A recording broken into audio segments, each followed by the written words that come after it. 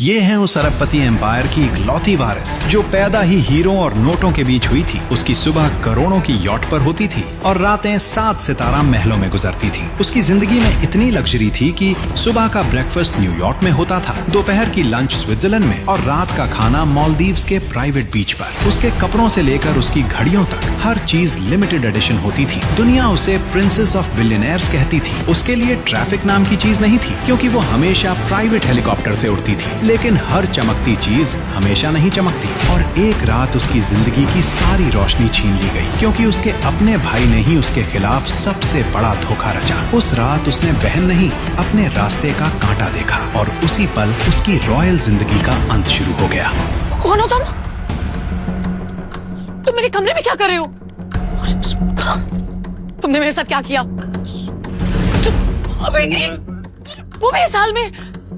छी छी छी छी छी छी छी, शेम ऑन यू बहना। भाई मुझे नहीं पता, भरोसा करिए। क्या हुआ, कैसे हुआ? मैं जानती तक नहीं इस लड़के को, नहीं जानती भाई। मैं भी, हम दोनों के बीच में कुछ भी नहीं हुआ। नहीं। इससे पहले कि अभिनव सफाई देता, अनन्या और सनी के दादा हरदेव पाल सिंह कमरे में पहुंच चुके थे। उनके पहनावे से समझ आ रहा था कि वो बहुत अमीर आदमी थे। मुझे तुमसे ये उम्मीद नहीं थी। दादाजी, आप जैसा सोच रहे वैसा बिल्कुल नहीं है। अनन्या, तुम्हें अच्छे से नियम पता थे और तूने मेरी पोती के साथ रात गुजारी है ना। आज से हमारे परिवार के कानून के हिसाब से तू सिंह परिवार का दामाद है। हाँ? हम दोनों के बीच में लेकिन कुछ हुआ ही नहीं है। दादाजी, कुछ नहीं हुआ है। कुछ नहीं किया ना तुम दोनों ने, तो क्या ये था?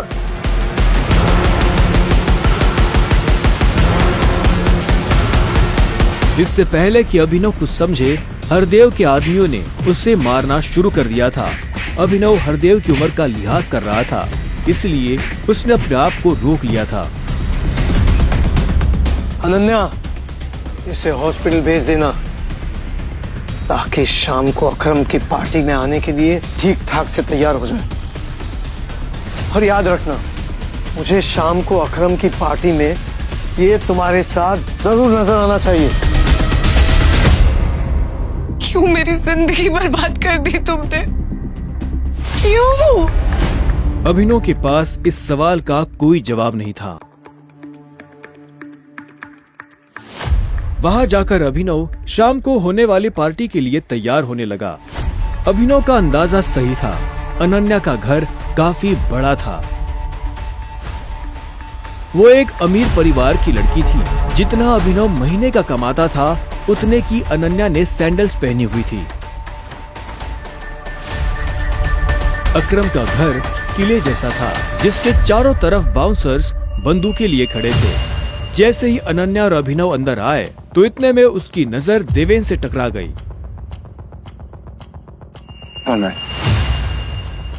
तू यहाँ क्या कर रहा है साले?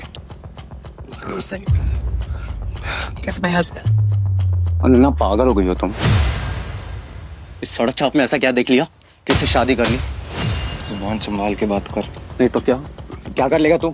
बोलना। उन दोनों का झगड़ा देख पार्टी का ऑर्गेनाइजर अकरम वहां पहुंच चुका था। क्या हो रहा है यहाँ? अकरम सर, देखिए ना इस आदमी को, ये क्रिमिनल है, जबरदस्ती आपकी पार्टी में घुसा है। कौन हो तुम और यहाँ कैसे आए? एक्चुअली ये मेरे पति है। अकरम को अनन्या की बात पर विश्वास नहीं हुआ।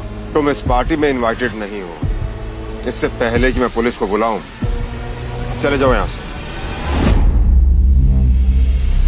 Thank you Akram sir. Ananya, तुम भी इससे दूर रहो, साला गरीब कहीं का। रुको। अकरम भागते हुए अभिनव के पास गया और उसकी अंगूठी को देखने लगा। मुझे तुमसे कुछ जरूरी बात करनी है, अकेले में। अच्छा, चलो। अकरम ने कहा और अभिनव का हाथ पकड़कर उसे अपने साथ अंदर ले जाने लगा। अनन्या, देवेन, सनी और पार्टी में मौजूद बाकी लोग ये देख हैरान हो गए थे। कुछ देर बाद जब वो अकरम के कमरे में पहुंच गए तो अकरम ने दरवाजा बंद किया और अभिनव के पास आकर बोला, मैं तुम्हारी ये अंगूठी देखना चाहता हूँ। क्यों? करो बात, मैं ऐसे मांगने वाला नहीं हूँ, बस मुझे इसमें कुछ देखना है, प्लीज।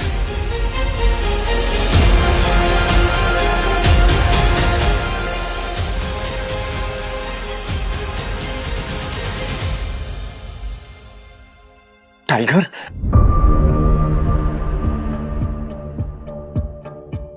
टाइगर? अभिनव ने अकरम के मुंह से ये शब्द सुना तो वो हैरान हो गया। उससे समझ नहीं आ रहा था कि अकरम ये सब कैसे जानता था।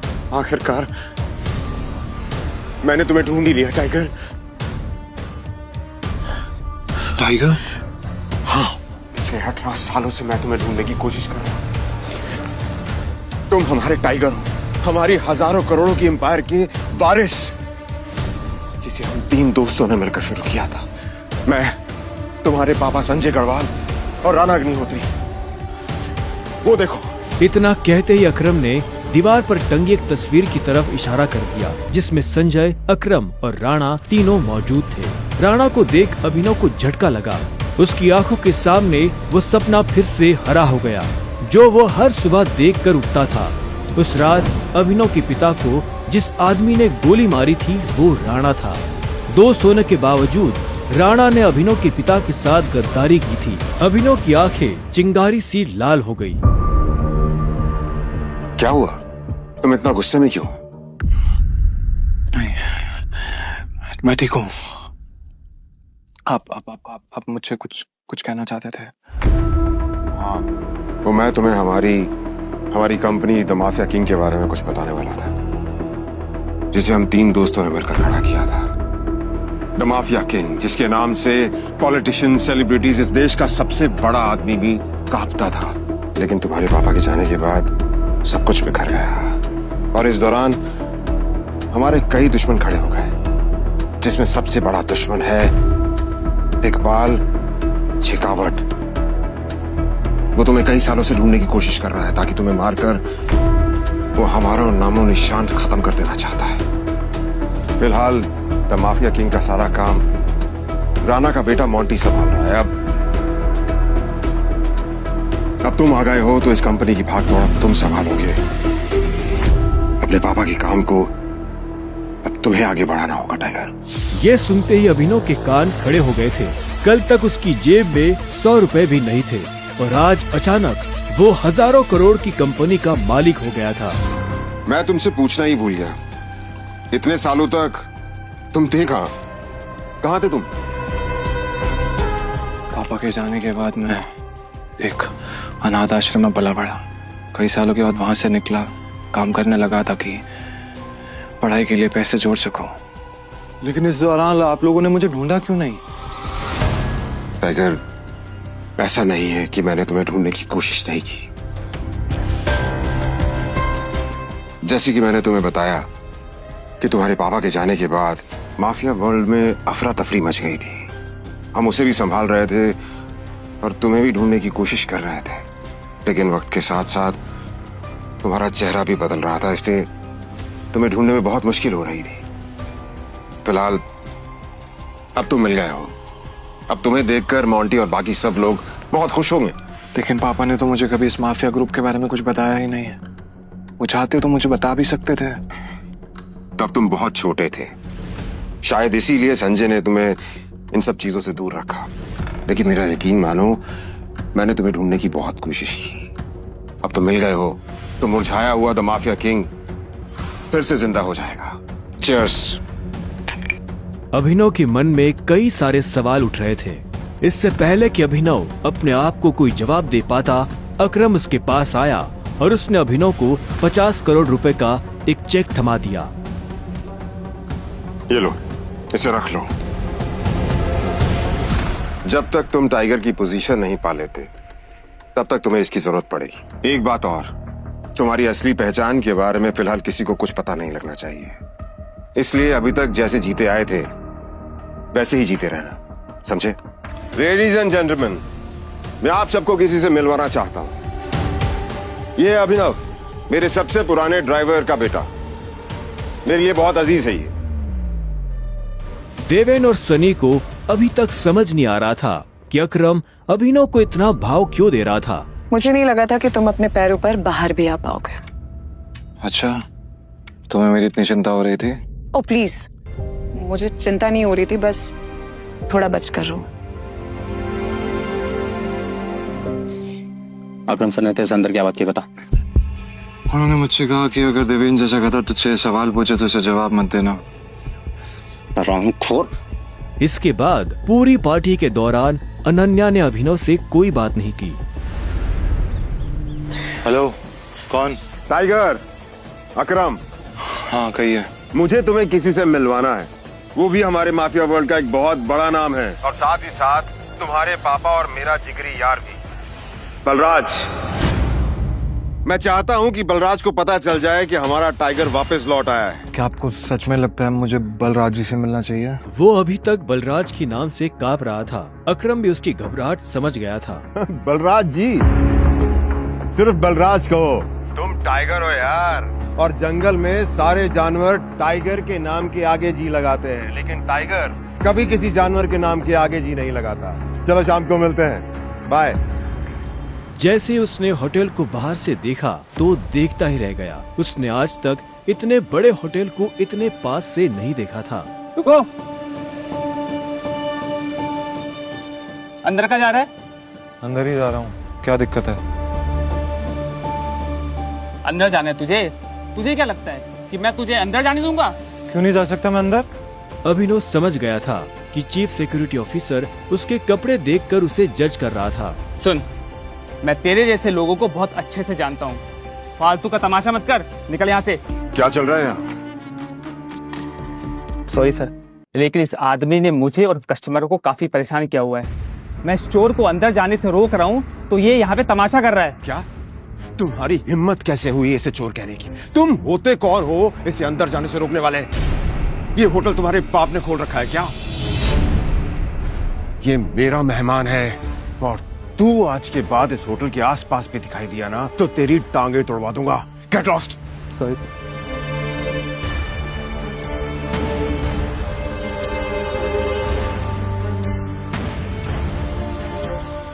आई एम सॉरी टाइगर, इस बेवकूफ की वजह से। नहीं, असल में तो छोटा आदमी का दुश्मन बना हुआ है आज की। आओ चलो। अकरम ने अभिनव को अपने साथ अंदर आने का इशारा किया। अभिनव अकरम के पीछे चला जा रहा था। उसे महसूस हो रहा था कि बलराज भी अपने भारी भरकम पैरों के साथ अभिनव के पीछे आ रहा था। कुछ देर के बाद वो होटल के एक आलीशान से कमरे के बाहर आ चुके थे। अब तुम्हें यहाँ अपनी पहचान छुपाने की जरूरत नहीं है। ये रूम प्राइवेट भी है और सबसे सेफ भी। बैठो। वो एक आलीशान कमरा था। वो तीनों बैठ गए। तब अभिनव बलराज को बहुत ध्यान से देख रहा था।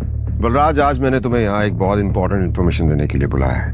हमें संजय का बेटा टाइगर मिल गया है, लेकिन फिलहाल वो अंडरकवर है, इसलिए उससे तुम्हें मैं बाहर नहीं मिलवा सकता था। अब ऐसा तो नहीं हो सकता ना कि इतने सालों के बाद तुम हमारे सर पे आके बैठ जाओ और हम मान लेंगे कि तुम टाइगर हो। मजाक तो नहीं हो रहा है यहाँ? क्यों अकरम, सही कहा ना? और जिस गद्दी की तुम बात कर रहे हो ना, उसको लिया नहीं जाता, कमाया जाता है। आई बात समझ में? अच्छे से जानता हूँ, छीनना मेरे खून में भी नहीं है। मैं इतने सालों से कहाँ गायब था, क्या कर रहा था, ये सब समझाने का तो हमारे पास टाइम नहीं है शायद। और रही बात कि मैं टाइगर हूं या नहीं हूं, ठीक है, तुम तरीका बताओ, साबित कर दूंगा। शाबाश, ये हुई ना बात।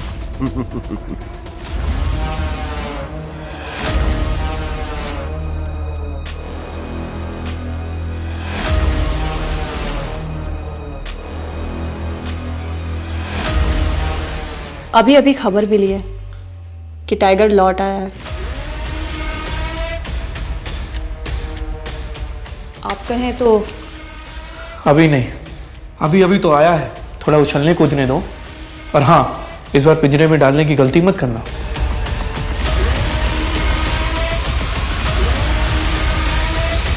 टाइगर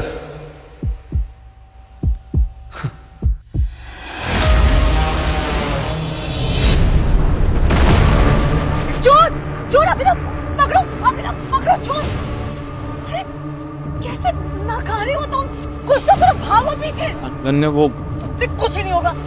प्लीज कोई पकड़ो जॉन।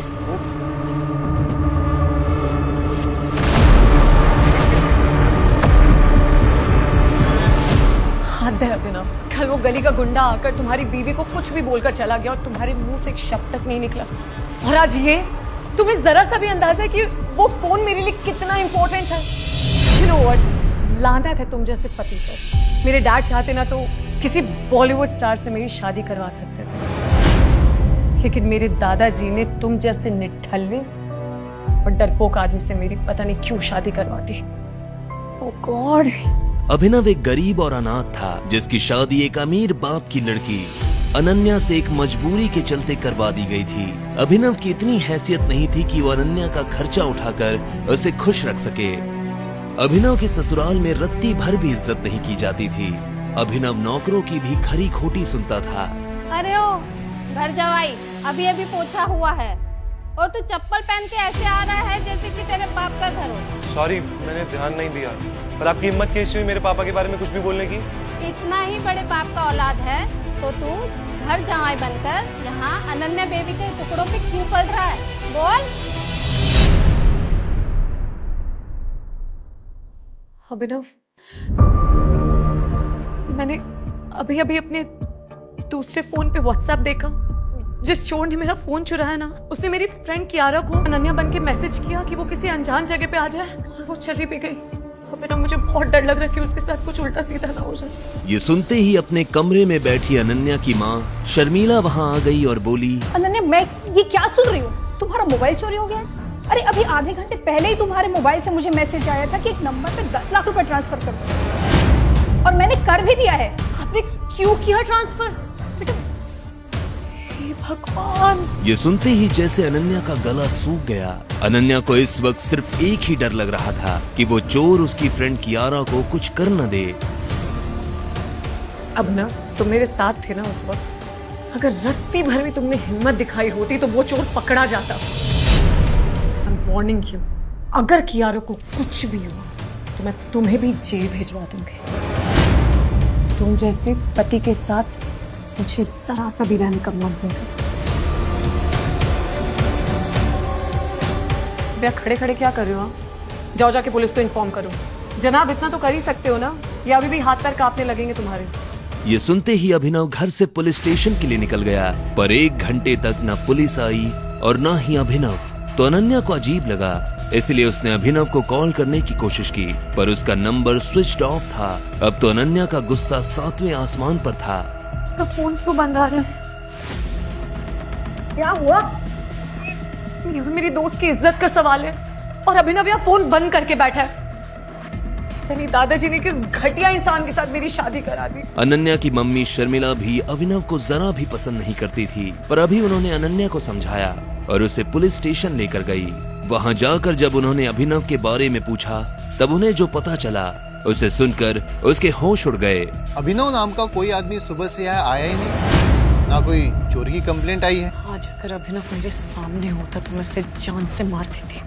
इंस्पेक्टर साहब, आज मेरा फोन चोरी हुआ और फिर मेरी friend Kiara. Police officer FIR लिखने ही वाला था कि तभी अनन्या के दूसरे नंबर पर कॉल आया, और ये कॉल किसी और का नहीं बल्कि कियारा का था, जो उस चोर के कब्जे में थी। कियारा? हेलो कियारा? हेलो अनाया, यार थैंक गॉड फॉर अभिनव जीजू। उनकी वजह से आज मेरी जान बच गई। वो गुंडे बहुत खतरनाक थे। तूने ये कहा कि अभिनव की वजह से तेरी जान बच गई, मतलब? तू कहाँ है अभी? मैं तेरे पास आकर सब बताती हूँ।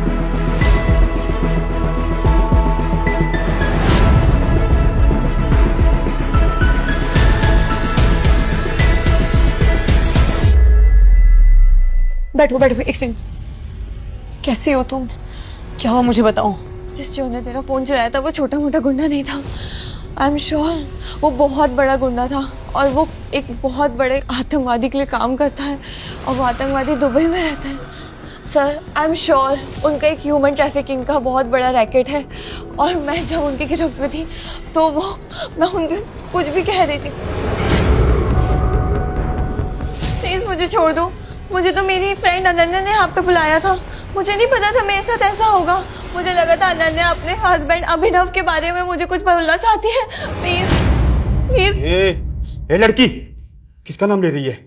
ये अभिनव कौन है? फिर क्या हुआ क्यारा? मैंने उनसे रिक्वेस्ट करी कि वो एक बार मेरे फोन में अभिनव जीजू का फोटो देख ले, तो ना जाने क्यों वो जीजू का फोटो देख के घबरा गया।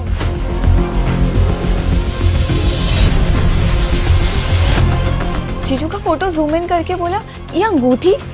ये अंगूठी? मैं समझ नहीं पाई। वो आतंकवादी बहुत घबरा गए थे, मुझे समझ नहीं आया क्यों वो ऐसा क्यों करा उन्होंने, और उन्होंने फिर मुझे जाने दिया। अरे गधों, अगर टाइगर साहब को पता चला ना तो वो खुद मुझे अपने हाथों से गोलियां मार देंगे। बैग लाओ मैडम का। ये लो मैडम, जाइए जाइए।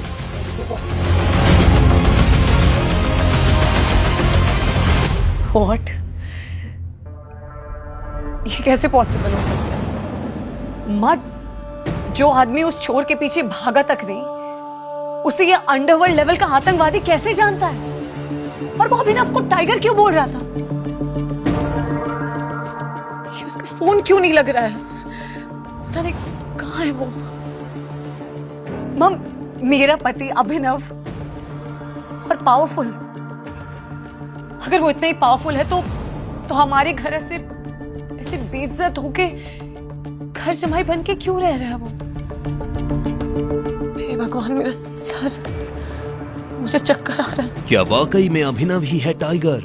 अगर हाँ, तो क्यों अभिनव बना रहता है डरपोक? क्यों तब नहीं पकड़ा उस चोर को? और सबसे बड़ी बात, अंडरवर्ल्ड के ऐसे टेरर बॉस का खून सुखा देने वाला अभिनव क्यों खा रहा था सास, नौकरों और बीवी की गालियां?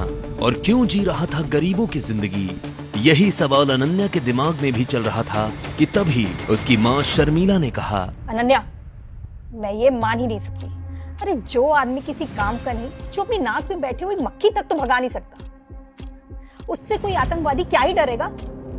लेकिन ये घर जमाई कुछ तो छुपा रहे हैं, जल्दी से पता लगाना होगा। इससे पहले कि कोई बड़ा कांड हो जाए, पता करना होगा। अनन्या, चलो घर में चद्दर तान कर सो रहा होगा वो। चलो। अनन्या और उसकी माँ शर्मिला घर आ गए और वहां भी अभिनव नहीं था। माया, अभिनव कहाँ मर गया? अनन्या ने पूरी रात यही सोचकर निकाल दी कि अभिनव की असलियत क्या है। उसने कई बार अभिनव को फोन करने की कोशिश की। उसे तरह तरह के ख्याल भी आ रहे थे। कहीं अभिनव को कुछ हो तो नहीं गया, कहीं खुद अभिनव कोई टेररिस्ट या डॉन तो नहीं। सुबह होते ही जैसे ही अभिनव लौटा तो अनन्या ने उससे बात करनी चाहिए। वो जानना चाहती थी कि जो कियारा बोल रही थी क्या वो सच था या कोई गलतफहमी। पर अनन्या आज जल्दी में थी क्योंकि वो अपने पति को छोड़ जिस लड़के चिराग को पसंद करती और वो आज घर आने वाला था। क्या हुआ रघु काका? जाओ और बाजार से ये राशन ले आ। आज अनन्या मैडम के ऑफिस वाले दोस्त चिराग आ रहे, जिनके साथ वो अक्सर लेट नाइट आती है। अब पति तू है उनका, खातिरदारी उस दोस्त की करनी पड़ रही है। 1 किलो चावल, 1 किलो आटा, आवोकाडो, ये सब तो चाइनीज लग रहा है। अभिनव को पता था कि ये नौकर घर का पुराना नौकर है, जिसकी इज्जत घर में अभिनव से कई गुना ज्यादा है। तभी अभिनव का फोन बजा और स्क्रीन पर नंबर देखकर वो चौंक गया क्योंकि नंबर टर्की से था। सॉरी। अबे ओ सूरदास, अंधा है क्या? तेरी हिम्मत कैसे हुई मुझसे टकराने की? हाँ, क्या कर रहे हैं आप? छोड़िए। बेटा तू जानता नहीं है तो किससे टकरा गया है? गज्जू भाई का नाम सुना है? अब टकरा गया है तो हरजाना दे के जाना पड़ेगा, समझा? अबे ओए, ये तो वही घर जमाई है ना जिसकी अरब पति और खूबसूरत पत्नी है। एक काम करते राजा, आज इसे किडनैप कर लेते हैं और इसी बहाने इसकी पत्नी को भी अपने अड्डे पे बुलाएंगे। पूरी रात पार्टी होगी। अभिनव का फोन फिर बजा। बार बार फोन को बजता देख कालिया ने अभिनव का फोन उससे छीन लिया और बोला, फोन दो, कुछ भी करना फोन मत उठाना। आइटम का फोन है तेरी? बोला था ना हरजाना देना पड़ेगा। अरे मैं भी तो देखूं उसकी सुरीली आवाज। क्या नाम बताया था? अनन्या। फोन मत। हेलो। उस फोन पर कालिया को सामने वाले ने जो कहा उसे सुनकर कालिया थर थर कांपने लगा और पसीना पसीना हो गया। माफ कर दो भाई, गलती होगी हमारी। कालिया के ऐसा बोलते ही सारे गुंडे अभिनव के सामने नतमस्तक हो गए। हम तुम्हें पहचान नहीं पाए, माफ कर दो भाई। सॉरी भाई। मैंने तो उसे गरीब और फटीचर समझा था। क्या इसकी पत्नी इसकी हकीकत जानती है? भाई माफ कर दो भाई माफ कर दो। तभी धूल उड़ने लगी और सबने आसमान में देखा कि एक हेलीकॉप्टर नीचे उतर रहा है। आखिर क्यों आया वो हेलीकॉप्टर और क्यों वो गुंडे अभिनव के तलवे चाटने लगे? क्या है टर्की से अभिनव का कनेक्शन? अगले दिन जो खबर अनन्या की मां शर्मिला को मिली, उससे तहलका मच गया। शर्मिला जी, जिस गरीब घर जमाई अभिनव से आप बर्तन मंजवाती थी ना, उसके प्लेन को पकड़कर 200 करोड़ की मांग की गई।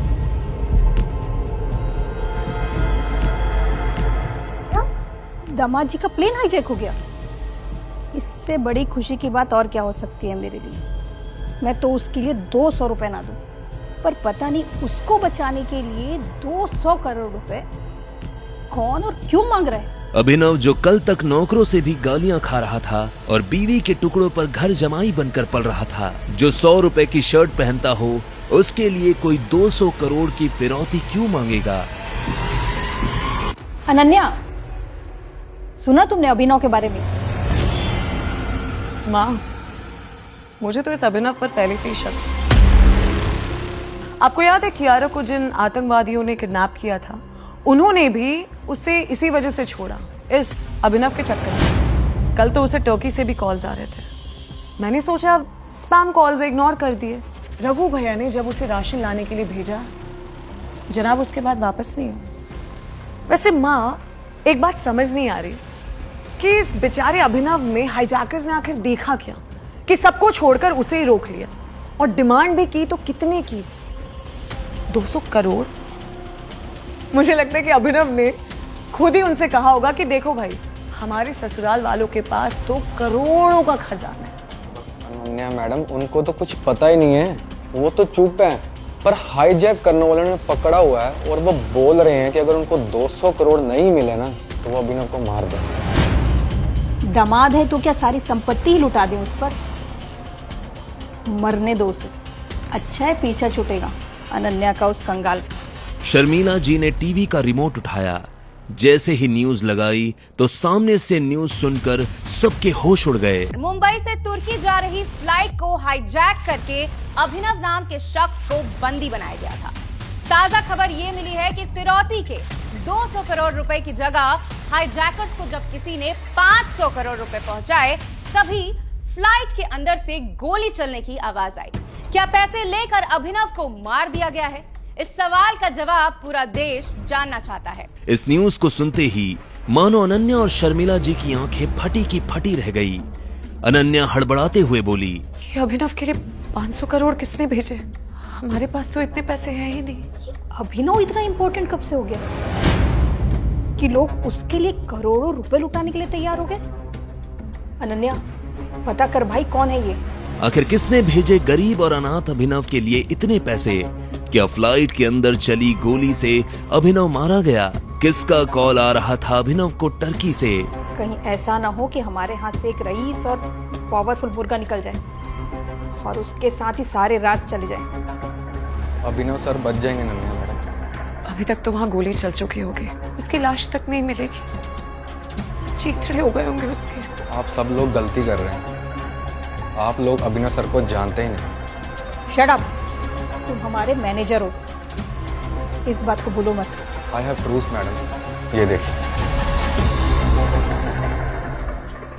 इसमें तो किसी का नाम ही नहीं है। What nonsense. ये अभिनव सर की फाइल है। पिछले हफ्ते सब्जी मंडी से आते वक्त वो अपना गाड़ी में छोड़ गए थे। उस लफंगे की इतनी हैसियत कहाँ कि उसके पास 1 रुपए भी हो। शर्मिला फाइल खोल के पढ़ने लगती है। उस फाइल में कुछ ऐसा होता है जिसे देख शर्मिला के रोंगटे खड़े हो जाते हैं। वो गिदगिदाते हुए चिल्लाती है, अनन्या, पाप हो गया है हमसे। तू अभिनव को कॉल कर और सबसे पहले माफी मांग उससे, वरना हम सब मारे जाएंगे। हम अभिनव की सच्चाई जान ही नहीं पाए। अनन्या, कॉल कर। 1 मिनट। क्या है अभिनव की सच्चाई और ऐसा क्या लिखा है इसमें? कोई बताएगा क्या लिखा है इसमें? कॉल कर। आखिर ऐसा क्या था उस लाल फाइल में जिसने उड़ा दिए शर्मिला के होश? आखिर किसने भेजे गरीब और अनाथ अभिनव के लिए इतने पैसे? कैसे एक आतंकवादी डर के मारे कांपने लगा? और डरपोक जिंदगी जी रहे अभिनव के नाम से आखिर क्या होने जा रहा है इस सनसनीखेज कहानी में आगे? और कितने राज खुलना बाकी हैं? क्या आप इस महंगी कहानी को फ्री में शुरू से सुनना चाहते हैं? तो बिना देरी किए नीचे दिए गए इंस्टॉल बटन पर क्लिक करके अपने मोबाइल में डाउनलोड कीजिए पॉकेट FM ऐप और सुनिए द रिटर्न ऑफ टाइगर।